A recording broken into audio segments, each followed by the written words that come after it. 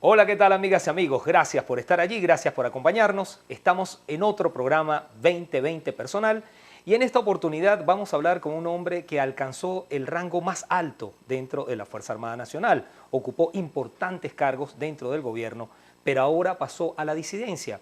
Con él vamos a conversar el día de hoy, le vamos a hacer 20 preguntas para que nos responda 20 respuestas. Y nuestro entrevistado de hoy es el general en jefe Miguel Rodríguez Torres. Le agradecemos muchísimo por concedernos esta entrevista. Gracias a ti por el espacio, ¿no? Por el tiempo. Bien, fíjense, a todos nuestros entrevistados siempre le pedimos que juren sobre la Constitución, responder con la verdad a las 20 preguntas que les vamos a hacer. Allí usted tiene la Constitución a un lado, entonces le pedimos que jure sobre la Constitución, que va a responder con la verdad a estas 20 preguntas. Bueno, yo te juro que voy a responder lo que deba y lo que pueda, siempre en el marco de la verdad. Muy bien, si así lo hace, que nuestra audiencia se lo premie y si no, que se lo demande. También le explico, como lo hago con todos los entrevistados, que son 20 preguntas para 20 respuestas. Yo no repregunto, usted tiene todo el tiempo que quiera para responder cada una de esas preguntas y responda lo que responda, yo no voy a preguntar sobre el mismo tema, sino pasaría a la siguiente pregunta. Entonces vamos a iniciar con esta primera pregunta. ¿Qué motivó su ruptura con el gobierno? Mi ruptura con el gobierno obedece a las diferencias marcadas en la concepción del proyecto país. Acuérdate que hasta el 2014 yo fui un oficial activo de la Fuerza Armada y estaba sujeto a las leyes militares. No podía estar dando opiniones políticas ni involucrándome en actividades de carácter partidista ni político. Sin embargo, estaba inscrito en el alto mando político donde se discutían políticas de Estado. Ahí ya yo venía teniendo serias diferencias. Y en mi desarrollo como ministro, bueno, algunas de las cosas que uno venía desarrollando en el Plan Desarme Nacional, por ejemplo, en algunos sectores del gobierno no producía o no le gustaba la manera de hacerlo. También habían elementos del gobierno conspirando contra mí porque sentían que estaba apareciendo mucho en los medios, que estaba teniendo mucho protagonismo, que estaba muy exitoso el tema de Patria Segura, que los cuadrantes estaban funcionando, que a la gente le llamaba eso la atención y eso genera una envidia política, sobre todo en una clase política mediocre y donde se desprecia el conocimiento, ¿no? Y bueno, todas esas diferencias permanentemente en choque en el gabinete, en el alto mando político, generaron esa ruptura que después hubo una oferta de una embajada que no acepté, de otro ministerio que no acepté y yo preferí irme a luchar por lo que creo, ¿no? Yo creo que este gobierno está haciendo todo lo que no debe hacer un gobierno y por lo tanto yo no puedo avalar eso, no puedo seguir avalando eso. Yo prefiero convertirme en un disidente y poner a un lado mis intereses personales y la posibilidad de tener otro cargo o de volver a ser ministro y dedicarme más bien a la lucha por reivindicar la democracia participativa por la cual yo hace muchos años participé en una rebelión militar. Iris Varela lo acusó de ser más peligroso que, abro comillas, la lacra de Óscar Pérez. ¿Usted cree que el piloto era una lacra y que usted es más peligroso que él? En primer lugar, ese lenguaje nunca me ha gustado a mí. Ese lenguaje ofensivo, ese lenguaje donde al adversario lo vemos como un enemigo que hay que exterminarlo. Si vamos a analizar en frío Óscar Pérez, bueno, él se alzó en armas contra el Estado y él tenía que asumir que eso es un altísimo riesgo hasta de vida, como ocurrió. Pero él era un funcionario del Estado, querido y respetado en el CICPC. No era ningún delincuente, ni un malandro, ni mucho menos una lacra. Él se alzó en armas como lo hice yo hace muchos años. Entonces yo creo que ese tipo de tratamiento es un error gravísimo que comete el gobierno y ese hecho ya yo en varias entrevistas que me han hecho al respecto, creo que después tendrá que ser bien investigado porque ahí se cometieron una cantidad de errores en el manejo técnico de esa operación que seguramente obedecieron a una orden política que habrá que determinar quién la dio. Dentro de las investigaciones que adelantó cuando ocupaba altos cargos está el tema del narcotráfico dentro del gobierno. Yo investigué varios casos, la institución que yo dirigía, tiempos de DICIP sobre todo, investigó varios casos, hicimos incautaciones grandes de narcotráfico y nunca vi elementos importantes del gobierno ligados a eso. El tema del cartel de los soles estuve yo también revisando y nunca conseguí realmente que existiera un cartel. Se conocía de funcionarios involucrados de distintas jerarquías, grados y posiciones en temas de narcotráfico, y cuando eso se hacía se apresaban y se entregaban a los tribunales. Pero carteles como tal no. Lo que pasa es que cuando a mí me correspondió convertir la DICIP en SEBIN, que fue creo uno de los logros más importantes que hice yo en mi carrera profesional, cuando hice eso, al SEBIN yo le quité todas las competencias. Y eso conversado con todos los altos comisarios de mucha experiencia en ese servicio, le quitamos todas las competencias de narcotráfico al SEBIN, porque el SEBIN es un órgano de inteligencia estratégica y contaminarlo con ese tema del narcotráfico para mí era incorrecto, y por eso le quitamos esas competencias, y bueno, eso quedaba en la ONA, Guardia Nacional y en todo caso el 6CPC. Tengo entendido que usted cocina muy bien. ¿Cuál es el mejor plato que le queda? Pues hay varios, pero por ejemplo el lomo de cerdo me queda muy bueno, con pasta hecha en distintas salsas de la pasta. Me gusta mucho la comida italiana, muchísimo. Tengo familia en Italia que visito por lo menos una vez al año y allá aprendo, ¿no? Pero entre los platos que creo que me queda mejor es el lomo de cerdo, quizás el lomo de res hecho en pimienta. O sea, hay varios platos que me dedico y me salen bastante bien. Últimamente me estoy dedicando a aprender a hacer pan, porque es hasta divertido hacer pan. Lo que pasa es que a veces no se consigue la harina, pero cuando consigo me pongo con mi hija. Yo tengo una hija que es chef, entonces ella es uno de mis principales maestros en esto. Cada vez que hace algo nuevo me lo muestra, me enseña, me explica, y bueno, en eso estamos.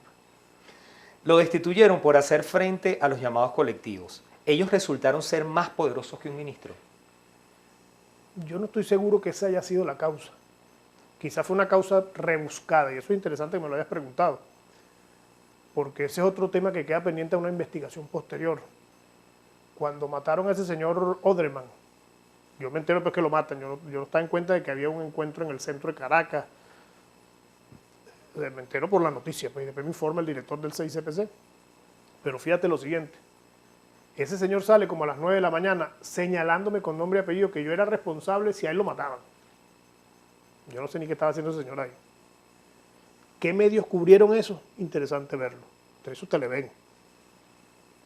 ¿Quién tiene relaciones con Televen? Después que ocurre el hecho y lo matan, aparece también Televen y en primera plana otro periódico diciendo, prácticamente asumiendo que yo era el responsable de la muerte de ese caballero. Ahí hay un plan para generar la excusa necesaria de destituirme, como lo hubo el 12 de febrero del año 2013, del 2014, cuando el tema de la marcha aquella famosa en el centro. Entonces siempre se crearon algunas de esas conspiraciones que te mencionaba, gente que se organizó para tratar de generar la excusa necesaria para sacarme del cargo. Y como yo de verdad no estoy amarrado a cargo ni nací para ser ministro, y yo me siento una persona realizada como persona, bueno, si esa era la decisión, que me saquen, pues, ¿no? Y así ocurrió. ¿Considera que los Estados Unidos sí tienen intención de intervenir militarmente en el país? No. Eso es puro cuento. Y es importante que me lo pregunte, porque los venezolanos están sometidos desde hace mucho tiempo a una estrategia del miedo. Los venezolanos viven con miedo, que si no voto, me botan del trabajo. Si voto, tengo que votar es por Maduro, porque si no se dan cuenta y me quitan el CLAP. Si no hago tal cosa y no voy a la marcha, me quitan un beneficio. Si no, no me dan el bono. Es una sociedad que está sometida por el miedo. Si voy a votar, entonces salen los colectivos armados a amedrentar a la gente si están votando en contra.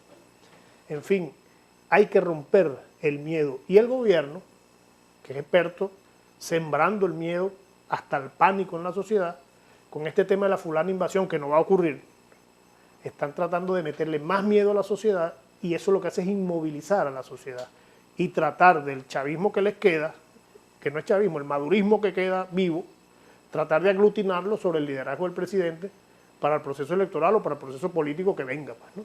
Entonces, eso de la invasión, en mi criterio, es cuento. O sea, no creo que ahorita los Estados Unidos estén en disposición de tirarse una aventura como esa, y Colombia menos. Yo creo que, decía Napoleón, que cuando el enemigo va caminando hacia el desfiladero, ni le hable, déjalo quieto. Este es un gobierno que no es sustentable, no es sostenible. No hay posibilidades de que lo que está ocurriendo se sostenga mucho tiempo más. Entonces, no creo que los Estados Unidos sean tan brutos como para venir a hacer una invasión militar a un gobierno que se cae solo. Pregunta número 7. Dentro de los bienes con los que cuenta, ¿no hay un bolívar proveniente de algún acto ilegal? No. Yo tuve mi profesión durante 34 años. Durante todos esos años siempre estuve también ligado al tema agropecuario, sobre todo pecuario con mi familia, cría de ganado, venta, compra. Y yo no soy un hombre de fortuna tampoco, yo tengo lo que gano con mi trabajo. Antes de irme de baja, un año antes, en acuerdo con mi actual socio en una finca, conversando, yo le decía, bueno, tenemos que ponernos a hacer algo ya más en profundidad para el tema productivo, porque yo me voy de baja a los 50 años, y yo no me veo a los 50 años paseando un perrito y leyendo periódicos, tengo que ponerme a hacer algo. Y fue cuando decidimos ir a la banca, buscamos un crédito, compramos una finca, todavía estamos pagando, y ahí empezamos a trabajar y a producir, y créeme que bastante que trabajo yo en esa área, primero porque me gusta, me apasiona y siento que estoy sirviéndole al país y al pueblo con lo poco que uno, o mucho que uno pueda producir. Y es muy agradable, es muy satisfactorio, pues, cuando tú sabes que sembraste una semilla y viste una matica y produjiste algo, o que viste nacer un becerro y lo viste a los 3 años, un toro de 400 kilos. O sea, todo ese proceso productivo llena mucho el alma del ser humano. ¿Desde cuándo uno habla con el general Raúl Isaías Badué? Tengo muchos años, desde antes de que estuviese preso. Yo con él tuve serias diferencias en el principio del gobierno del comandante Chávez, después hubo un proceso de reconciliación que indujo el mismo comandante Chávez, pero ya después de su salida del ministerio y de su apresamiento, más nunca tuve conversación con él. ¿Cree que el gobierno lo inhabilitó porque usted en realidad podría derrotar electoralmente a Maduro? Eso habría que preguntárselo a él, porque no tiene sentido que a mí me inhabiliten por no presentar, según el artículo que aparece en el documento, no presentar la declaración jurada de patrimonio cuando nada más te metes en el internet de la Contraloría y está mi declaración ahí y está la recepción por la Contraloría y está todo claro, pues, ¿no? Entonces, creo que eso es una acción política, me imagino que alguna intención de evitar que uno participe en un proceso electoral, ni siquiera puede ser como candidato o apoyando a algún candidato político. Sabe tocar 4. Le trajimos uno y un poquito. Le quiero preguntar si se atrevería a tocarlo para la audiencia. Es un pedacito de una canción, pero un pedacito. Pues yo canto feo. Yo canto cuando me baño y en la finca, que ahí no me escucha nadie. Pero le estoy pidiendo es que toque el 4. Vamos a un pedacito, a ver. Vamos a cantarte una maracucha.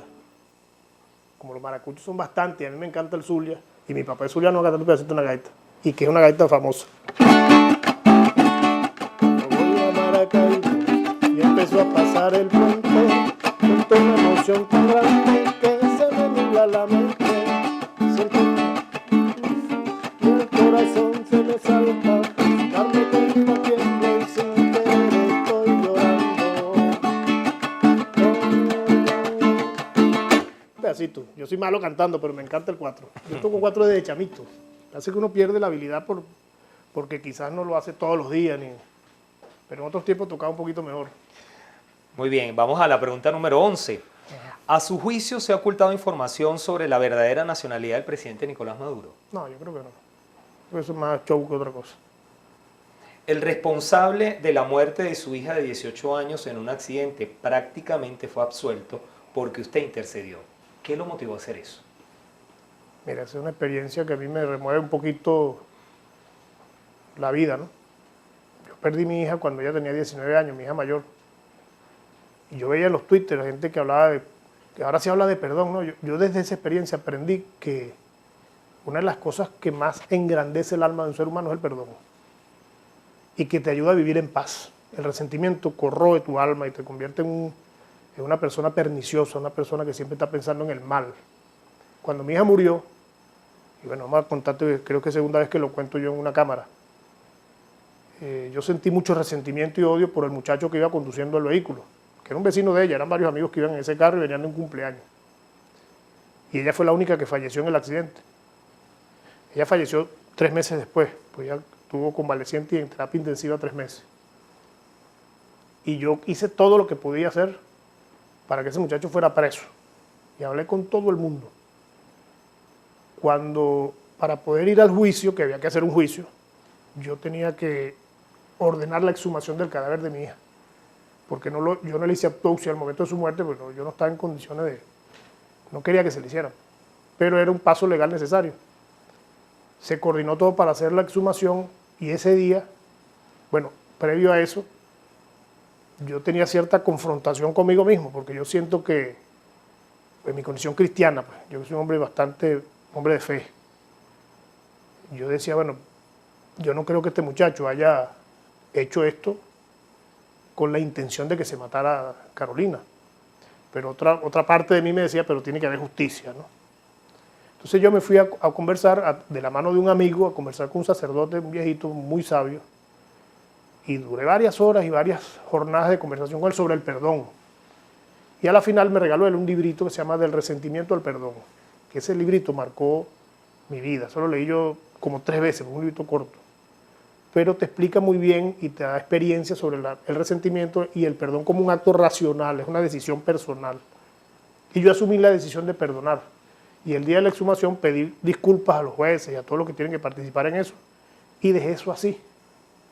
Eso sí, y de verdad yo veo a ese muchacho y yo no siento ningún tipo de resentimiento porque yo tomé la decisión de perdonar. Y a partir de ello aprendí el valor del perdón. Cuando le hablo a esta sociedad, que muchos dicen que tú tienes que pagar, bueno, cada quien puede pensar lo que dice el Twitter, lo que le parezca, ¿no? Pero si en esta sociedad no hay un proceso de perdón generalizado y de reconciliación entre los venezolanos, que no haya familiares que se enemistan por razones políticas, porque yo soy chavista y tú eres opositor, eso no tiene por qué fracturar la sociedad, ni tiene por qué hacernos en 2 bandos enemigos. Si nosotros no reconciliamos esta sociedad, si nosotros no nos unimos como sociedad para enfrentar a un gobierno autoritario como el que tenemos y para relanzar nuestro proyecto de país, es imposible que superemos la crisis, porque si la fractura y el odio sigue siendo lo que nos mueve, bueno, pasarán los de las guarimbas a Miraflores en algún momento, y los de Miraflores irán a las guarimbas, y el país, que es lo más importante, nuestra nación, nuestra sociedad, seguirá igualita, peor. Entonces, es necesaria la reconciliación para poder avanzar y sumar todas las fuerzas productivas, buenas de este país para sacarlo de abajo. Eso es mi criterio y por eso yo soy un predicador del perdón siempre.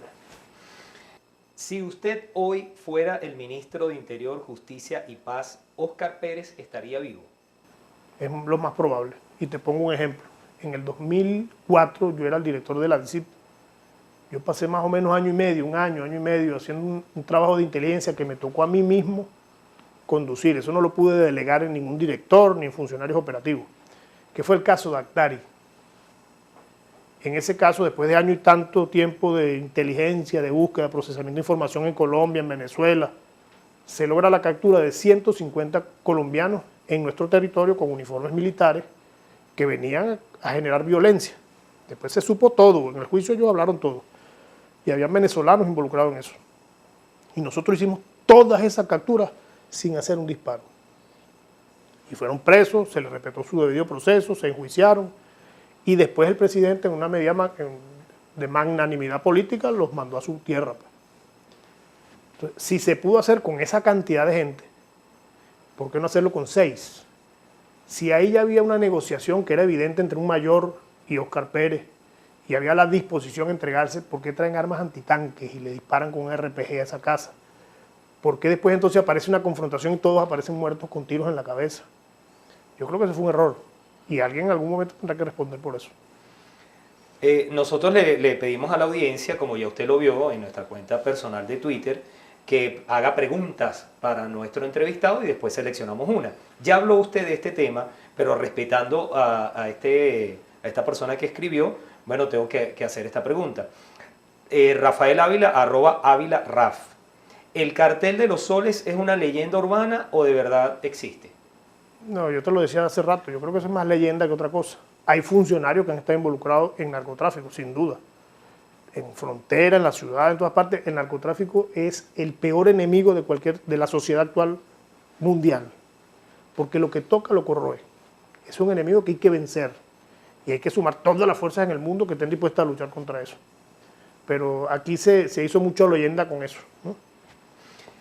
Como militar que conoce la Fuerza Armada Nacional Bolivariana, ¿cree posible que haya ambiente de golpe de Estado? Yo no sé si llamar golpe de Estado o haya el ambiente o no haya el ambiente. Vamos a hablar de las condiciones objetivas y subjetivas para un proceso de insurrección. Yo participé en la rebelión del 4 de febrero. Las condiciones objetivas de hoy son 100 veces superiores a las del 4 de febrero. Y los oficiales de la Fuerza Armada y las tropas en la Fuerza Armada, la familia militar, está pasando las mismas penurias que estamos pasando todos en la calle. el transporte no sirve, la comida que no se consigue, cuando la consigue vale una fortuna, las medicinas hay que mandarlas a buscar a Cúcuta, los que pueden, los que no se mueren sin medicina. El AMPA desatada, se volvió a disparar el secuestro, la producción del campo es casi imposible, PDVSA cayendo, la hiperinflación, no hay efectivo, en fin, este es un país que se está cayendo a pedazos por sector y por pedazos, y de paso moralmente achatado, desmovilizado, desmoralizado, sin esperanza a mucha gente, que eso es lo que hay que rescatar. Entonces, en esas condiciones, y con un paquete neoliberal, porque eso es lo que han aplicado aquí, libertad de precios a todo, dolarización de todo, menos de los sueldos. Entonces, ahí cualquier cosa puede pasar. ¿Qué pasará? No sabemos, porque yo no soy pitonizo, ni me involucro ahorita con gente en la Fuerza Armada, porque el gobierno tiene sobre mí una permanente vigilancia, ¿no? Entonces yo, para evitarle problemas a cualquier oficial, ni lo saludo. Pero sin duda alguna las condiciones de hoy son muy superiores a las condiciones del 4 de febrero.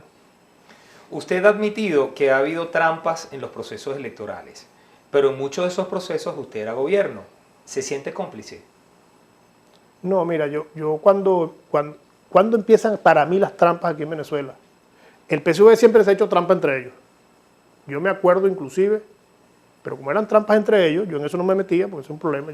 La seguridad del Estado está por encima de esas cosas, no era mi problema. Pero yo detecté trampas en las elecciones internas del PSV, que agarraba una máquina y dice, no, ese candidato no me gusta y vota por esto, y ponía a una persona a votar, pero como ellos controlaban la máquina y la mesa y eran las elecciones de ellos, eso era evidente. Hasta con un hermano mío lo aplicaron en Apure. Y lo hacía Elías Agua, por cierto, con todo su combo. Entonces, esas trampas entre ellos las conocí, pero no eran de mi interés. Ese era un interés del partido, y ellos sabían lo que estaban haciendo.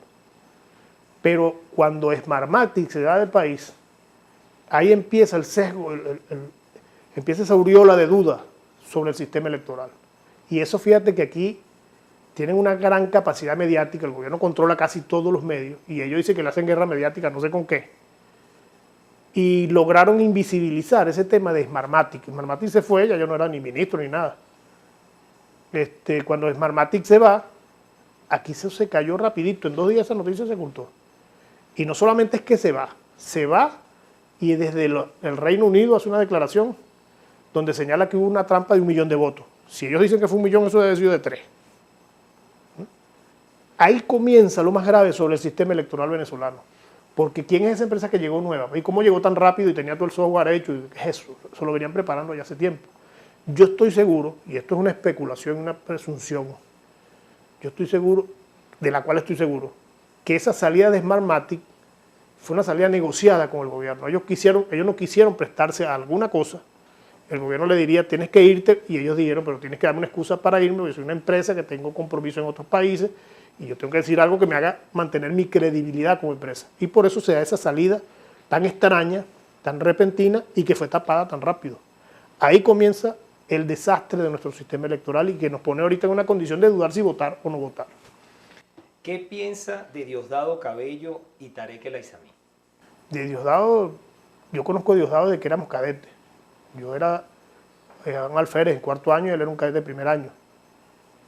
Y le tengo mucho aprecio a él y a su familia, a sus hijos. Siempre se lo he tenido. No sé si de allá para acá sigue siendo recíproco, yo siempre lo sigo teniendo. Repito, yo no odio a nadie. Y yo no marco diferencias porque tengamos pensamientos distintos, ni dejo de querer a alguien porque piense distinto a mí. En el caso de Tarek, yo creo que es nefasto para este país. Y por eso es que hay que ganar unas elecciones o ir a un proceso político que permita un cambio de gobierno. Pregunta número 18. La periodista Nairobi Pinto fue secuestrada en 2014 y luego de su liberación fue sacada del país sin que hasta ahora haya podido volver. ¿No tiene nada que aclarar sobre ese caso? No, la salida de ella fue decisión de ella. No fue una decisión del gobierno, ni fue que yo le dije que se fuera. Ella la liberan, nosotros rescatamos a la muchacha, la trajimos a Caracas, la presentamos a los medios, el 6CPC continúa su investigación, no sé a qué habrá llegado después de que yo salí, pero ella sale por decisión de ella. Pregunta número 19, ya casi estamos por terminar. ¿Se ha reunido con factores de oposición para unificar fuerzas y buscar salidas a la crisis? Mira, yo me he reunido con toda la oposición venezolana. Me he reunido con gente de Acción Democrática, con gente de COPEI, con gente de Primero Justicia, de Voluntad Popular. Creo que uno de los pocos partidos con los que no he conversado es con el de María Corina y el de Henry Falcón, Avanzada Progresista. y con otros sectores opositores que no necesariamente son los grandes partidos de la MUT, muchos, con gremios empresariales, sindicatos. Por cierto, bien injusto un sindicalista que metieron preso en estos días, un ingeniero, Helio Palacio. Yo lo conozco de mis tiempos en los servicios de inteligencia y es un hombre trabajador, muy trabajador, y cuando conversé con él, la vez que conversé con él, lo hicimos porque el tema de la cocina, también le gusta la cocina, y nos pusimos a hablar y conoce muy bien el sistema eléctrico nacional, y parece que hizo unas críticas por estas notas de voz de WhatsApp, ya de una vez lo metieron preso, ¿no? Es bastante injusto y creo que el gremio de los trabajadores, los sindicatos deben protestar por ese muchacho que está preso, porque es un hombre honesto, trabajador. Pero te decía que yo he conversado con muchos gremios, sindicatos, opositores, chavistas, con todos los sectores, hasta sectores muy radicales del 23 de enero, de Katia, con los que trato de hacerles entender que es necesario cambiar al gobierno para poder cambiar la situación objetiva del país. No hay manera de que el país cambie si no se cambia el gobierno. Maduro ofrece no sé qué cambio, él se ofrece como candidato, y es una locura pensar que Maduro pueda gobernar este país 6 años más. Si en 6 años no ha podido resolver el problema cambiario, que es una decisión ejecutiva, ¿quién cambia el control? ¿Quién resuelve el problema cambiario? No es el imperio, ni los chinos, ni los rusos, ni los cubanos. No, es una decisión del presidente, del Consejo de Ministros y del Gabinete Económico. Eso se resuelve ahí y no se ha hecho en 6 años, que ha recibido infinitamente la recomendación de hacerlo. No ha resuelto el problema de la inflación, ni lo puede resolver. El aparato productivo está por el suelo. El país está, desde el punto de vista financiero, está aislado, porque Maduro es el presidente, y por la forma como gobierna, porque con la constituyente viola la Constitución. Eso ha aislado al país. Es que eso va a cambiar después si él vuelve a ganar las elecciones. Eso no va a cambiar y el país seguirá por un desfiladero. Bueno, y nuestra última pregunta, si estuviera o si tuviera, corrijo, que hablar en una sala públicamente delante de los jóvenes detenidos por protestar cuando usted era ministro de Interior, ¿qué le diría? Ahora sí me pinchaste así un globito, te la voy a batear bien. Ya eso me ha pasado muchas veces, no es primera vez que lo voy a hacer ni que lo vaya a hacer. Y te voy a contar una experiencia que me pasó. En el estado de Aragua, en la Universidad Bicentenaria de Aragua, hay un núcleo duro de la resistencia, muy duro, de los muchachos de la resistencia. Y ellos no. Otro sector me invitó a un foro donde estuvo Eduardo Fernández, Elichi Guerra y yo. Y está otro abogado, otro compañero que estaba allá. Se dio el foro y ahí llegaron los muchachos de la resistencia y todos tenían letreros y fueron respetuosos. Ellos se sentaron, escucharon el foro y cuando yo hablaba, muchos pusieron un letrerito sobre su protesta. Pues. Terminado el foro, yo les mandé un mensaje que si querían hablar conmigo, es que yo no tengo problema de hablar con nadie.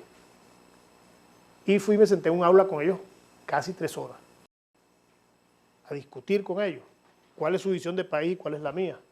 A la final, la visión son las mismas. Lo que se han buscado son caminos distintos. Y debatiendo, bueno, al final, muchos de esos muchachos, yo les decía miren, ustedes cuando salen como juventud a inmolarse en la calle, le hacen un gran favor al gobierno. Porque el gobierno manipula esa violencia como le da la gana. Y la termina cuando le da la gana. Y fíjese, sacó la constituyente plum, y acabó con el tema de las protestas, porque dejó a la oposición sin jugada. Conversando con ellos, entendieron tantas cosas y llegamos a tanto acuerdo que al final me acuerdo que uno de los muchachos me dio un abrazo y me dijo, yo estuve preso en el 14, pero yo estoy dispuesto a la reconciliación nacional porque ese es el camino.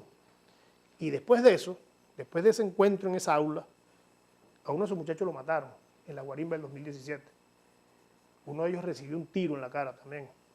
Pero esos muchachos, aún después de haber vivido esas experiencias, hoy están militando en el movimiento que yo conduzco, que tiene, aquí está te voy a regalar este librito que es un resumen de nuestra propuesta. Está bastante resumido, pero ahí tienes el plano espiritual, político, económico, social y el plano ambiental. Nosotros lo llamamos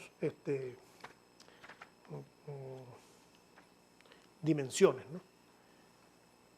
Esos muchachos, hoy, siendo de la resistencia y salen conmigo por ahí en actividad y andan con su franela de libertadores, pues se sienten orgullosos de lo que hicieron, pero andan en una actividad que lo que busca es la reconciliación nacional.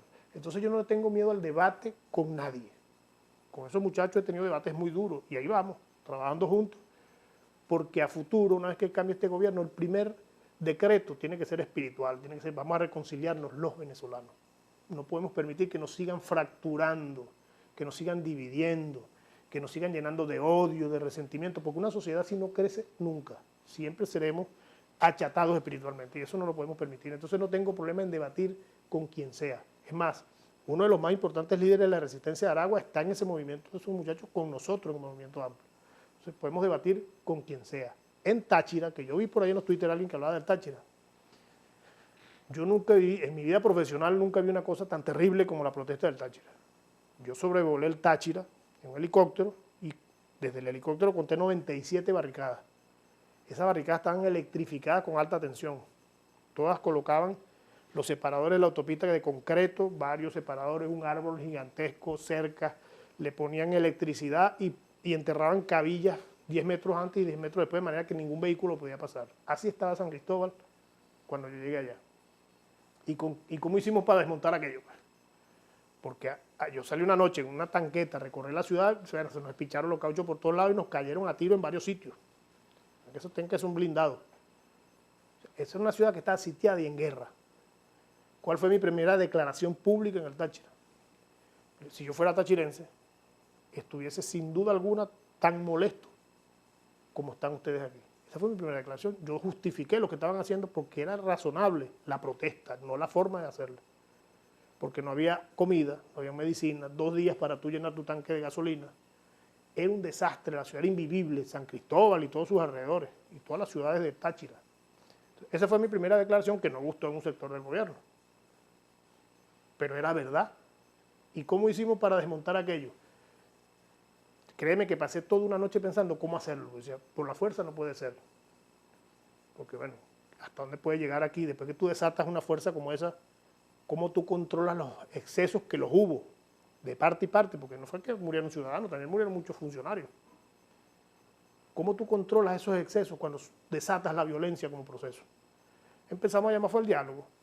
Eso se me ocurrió a medianoche, hablé con el obispo de la ciudad de San Cristóbal, empezamos a llamar a las iglesias, llamamos a los gremios, a los rectores universitarios, y entre los que llamé al diálogo estaban los muchachos de la Resistencia, que en ese tiempo tenían otro nombre.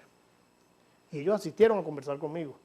Y me pidieron que trasladáramos a un muchacho que creo que Bielma lo había mandado a meter preso y lo había mandado para Falcón. Inmediatamente al otro día lo mandé a buscar a Falcón, se conversó con el juez, hizo todo el proceso que había que cumplir y se trajo un avión a San Cristóbal y se dejó en San Cristóbal. Y empezamos a cederle cosas para ir bajando la violencia. Y yo logré desde los servicios de inteligencia detectar quién era el jefe de todo eso, que de paso lo conocí de mucho tiempo, un señor ya de cierta edad. Y logré conversar con él, y entre las cosas que me dijo, me acuerdo, me dijo, Miguelito, porque me conoce de mucho tiempo, lo que más me duele de tu presencia aquí es que este diálogo va a tumbar nuestra protesta. Y yo le decía, y lo dije públicamente, pueden haber razones para molestarnos, pero jamás razones para matarnos. Y le dije a él, y ojalá de verdad esta protesta por lo menos cambie de modalidad, pero lo que están haciendo es una autoflagelación. El barrio Sucre lo llamaban Sucrania. Esa gente duró casi 2 meses sin agua, sin luz, sin gas. Desastre. Una autoflagelación porque al final un irresponsable que gobierna este país no le importa eso. ¿Qué pasa después que todo eso se desmonta?